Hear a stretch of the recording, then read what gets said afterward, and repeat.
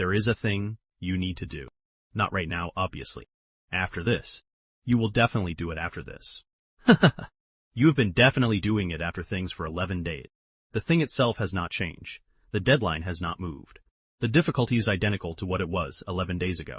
And yet here you are, watching this. Having just checked something else. Having just remembered you were hungry. Having just decided the environment needed to be slightly more organized before you could think properly. The environment is not more organized. You are watching this. The thing remains. This is procrastination. And the reason is considerably older than the thing you are avoiding. Attempt 1. I'll start after coffee. Coffee is made. Laptop is open. The task document is right there. He sees it. He opens his email instead.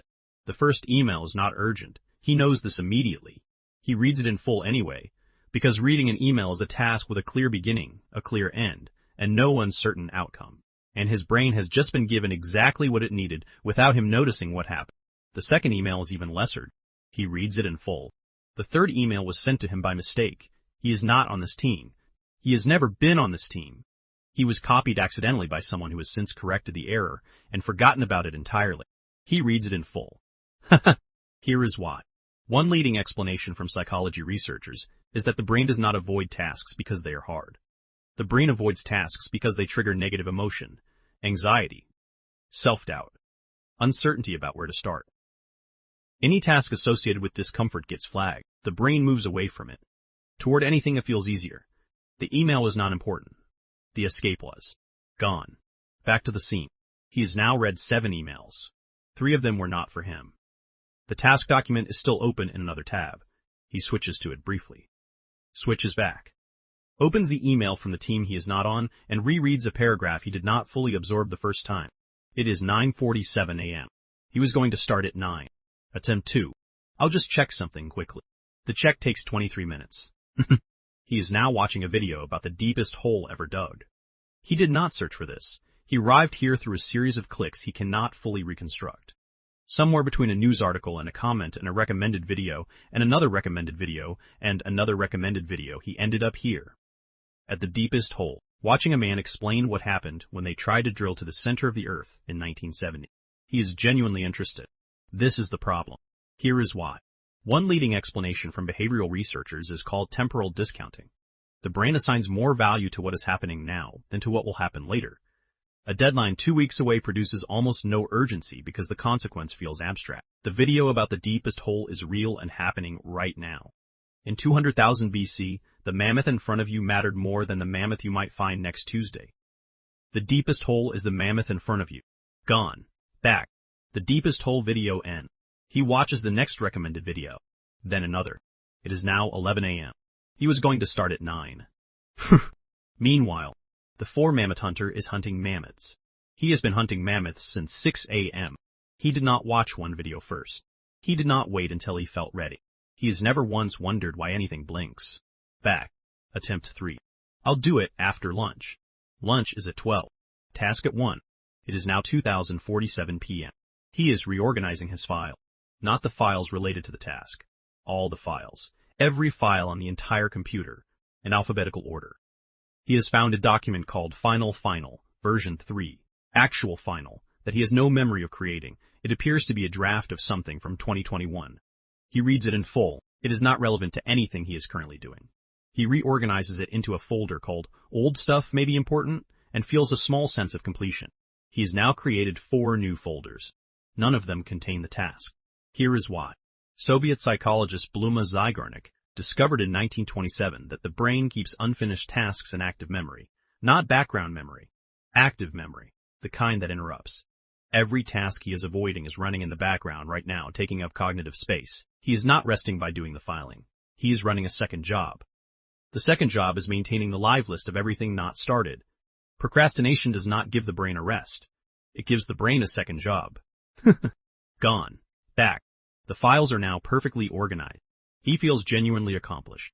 He has achieved nothing that was on his list. He makes another coffee. Attempt 4. This time I am actually started.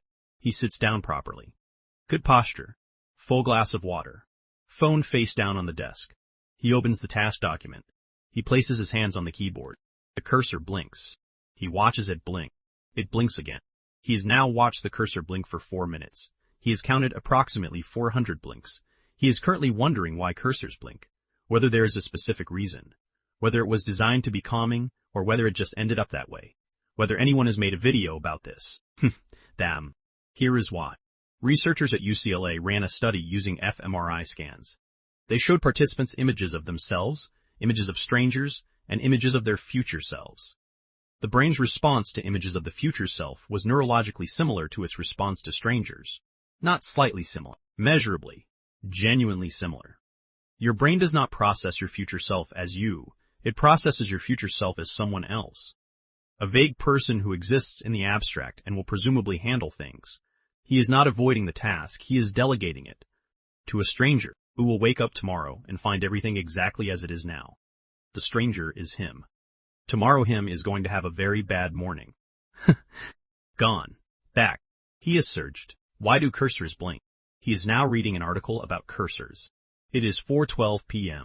The task document is still open. There are 0 words in it. The cursor is still blinking.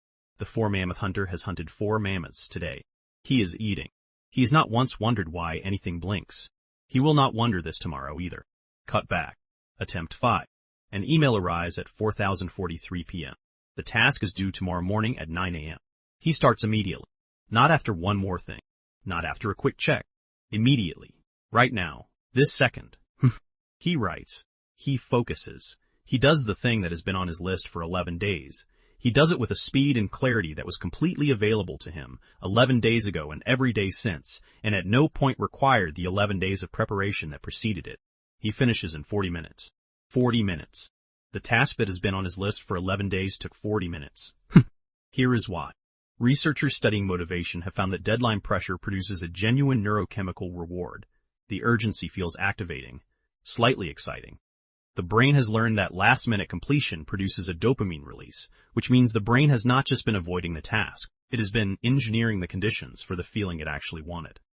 His brain is not bad at time management. It is mildly addicted to the last minute. The relief he feels right now is the thing it was waiting for. It will engineer the situation again next time. This is why this will happen again next time. Gone. He saves the document. He submits it. He feels incredible. He opens a new tab. He watches the video about the deepest hole ever dug. He has seen this one before. He watches it again. Here's the thing nobody told you about procrastination. You are not lazy. Lazy would be simpler. Lazy would be a character flaw you could locate and address. You cannot locate this because it is not a flaw. It is a feature that evolved for a world of immediate physical threats and immediate physical rewards. Mammoth in front of you. Act. No mammoth. Conserve energy. Uncertain outcome. Wait for better conditions. You gave this system a spreadsheet. You gave it a difficult email with ambiguous instructions from someone you slightly resent. You gave it a creative project with no clear right answer and no guaranteed outcome. And the deadline that was, until this afternoon, abstract. The system did what it was designed to do. It waited for the mammoth to become real. The deadline made the mammoth real. The system responded immediately. You are not broken. You inherited software that evolved from mammoths instead of Microsoft Outlook.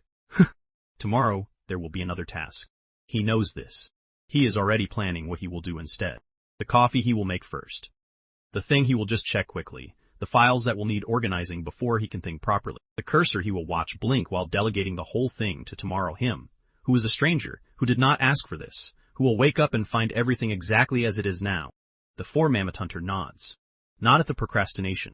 At the plan. He has seen the plan. He has seen it 11 times.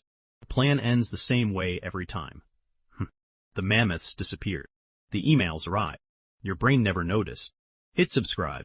Your future self will be glad you did. Your future self is a stranger who needs all the help they can get. The Four-Mammoth hunter already subscribed. He did it immediately, without opening 3 other tabs first. Without deciding he would do it after the next video. He just did it. He nodded. He is hunting mammoths.